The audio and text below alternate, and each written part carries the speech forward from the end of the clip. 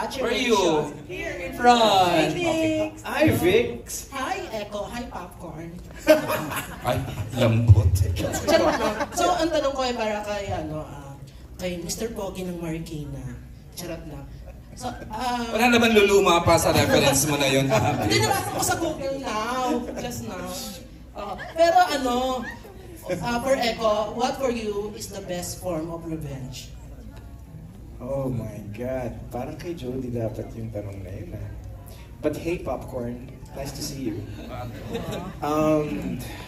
Gosh. I'm stumped. Bakit nga kay Echo mo natanong, Bixie? Basta lang. But yeah, sure. I'd like to pass this microphone to to the two girls later. Pero I'm very far from my character talaga. I don't like revenge. I don't take revenge. But siguro kung magre-revenge talaga ako, siguro ngunguyain ko yung tao. Ganun. Tapos magiging dinosaur ako. Takan ko siya. I'm kidding. I'm just kidding. But I guess the best form of revenge is to not give power to this pain or whatever was negative was inflicted towards you. Don't give it life, give it power, and just use it to become a better person.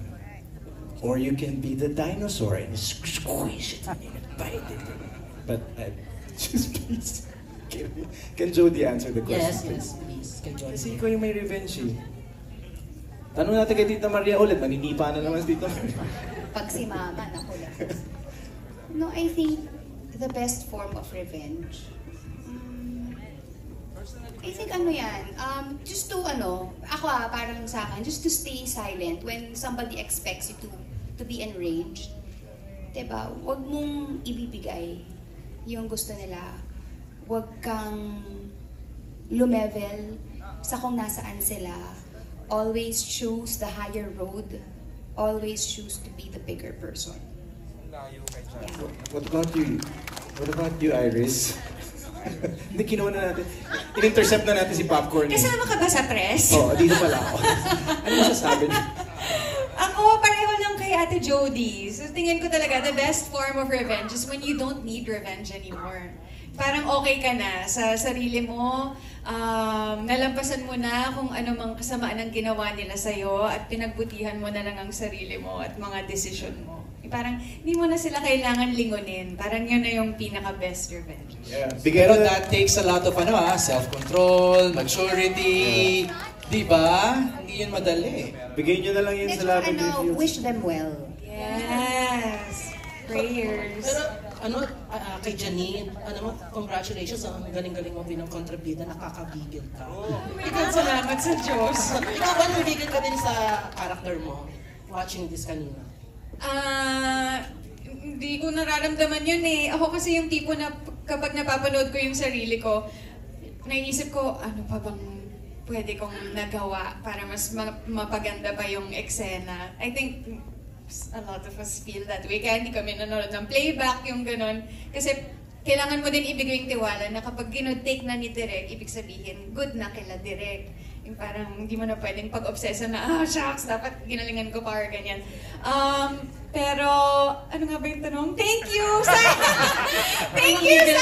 Sana nga talaga manggigil ko. Ako mas nanggigil ako kay Tyrone eh. Kasi nakita ko yung mga panluloko niya. Tapos in the end, parang gusto ko nang kumampi kay Lavender. Parang litong-lito na ako sa nararamdaman ko. Pero sana nga po manggigil kayo. At salamat talaga kay Direk Manny at kay Direk Jojo and Sir Randall and Miss Kylie sa walang sawang tulong at pagpapaliwanag sa akin bilang first time ko talaga gumanap ng parang ganitong klaseng role. So, salamat. Grabe, dalawang beses mo na nabanggit yung, Sumakit yung ulo ko sa mga yung sinabi. pangloloko, Ano? Parang dalawang beses mo na nabanggit yung pangloloko. Ganun ba?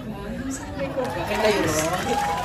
Thank you, Bix. Vix, may echo lang yun. Okay, Bix Jericho. to- Jericho. Okay. Nanggigil ka ba sa character ni Iris? Kay Iris pala. Gigil na gigil. Di ba iniintay mo sagot? Oo, para happy ako. Anything for you, Vix. Nagbigay sa Echo na naman ha. Alam mo namang hindi yan madamo. No, galing. It's very, very, did you see how different, if you were to graph, alam mo yun, the characters, iba-iba yung kulay namin, di ba? Kahit na ano, makikita mo talaga iba. Iba yung pagbato namin sa bawat character dito. Oo. So, enjoy namin talaga lahat. Yes, effective lahat ng actors. I mean, hopefully I was able to contribute also. But yeah, thank you. And congratulations. Thank you, Vic. Thank you, Biggs. Maraming salamat. I just wanna say, Sure ko siya dun sa mahusay. So, For the directors, for Director Jojo and the Director Manny, as you said earlier, ang dami-dami ng mga revenge movie, and you keep on telling us that it's totally different from what has been offered before. So I'm just wondering, bakit nyo gustong paniwalaan kaming lahat na ibang-iba talaga ang Lavender Fields? Kasi iba talaga siya. No. As they say, di ba, nothing is original anymore. So whenever we conceptualize with stories for our narratives with the creative, nag-iisip kami na although it would follow the narrative would follow the same formula, nag-infuse kami ng mga bagong elemento, mga bagong elements. The element of revenge is very much present in the narrative, in that we don't deny. But how we presented the characterization are different.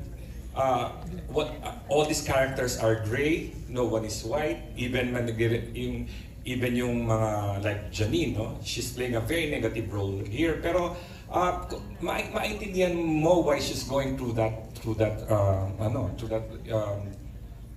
process of hurting people in the story, no? Tapos siguro first time din namin magpapakita na mga babae doing fight scenes, action sequences. Okay, imagine the wife, the legal wife, and the mistress, instead na nagsasampala, they do mixed martial arts, no? And mahawak ng barel, no? And these are women who are very empowered, okay?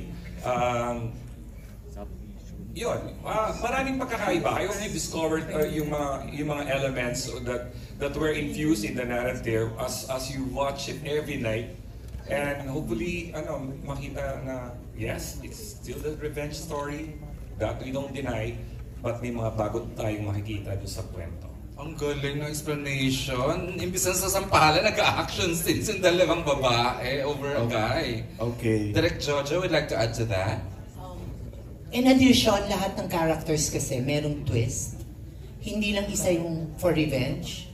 Lahat sila nagpapanggap. Kaya nga, from yung plug, yung concept ng plug is lahat may maskara. So lahat sila merong kanya-kanyang pagtatago in order to find the real truth. Okay, thank you very much. Thank you. Thank you. MJ, I think we can no longer accommodate. Franz, Mahal, I think medyo ano lang, we need to wrap this up because limited time. You may now... No, let's ask the lead cast. Yeah. Yes, Jem.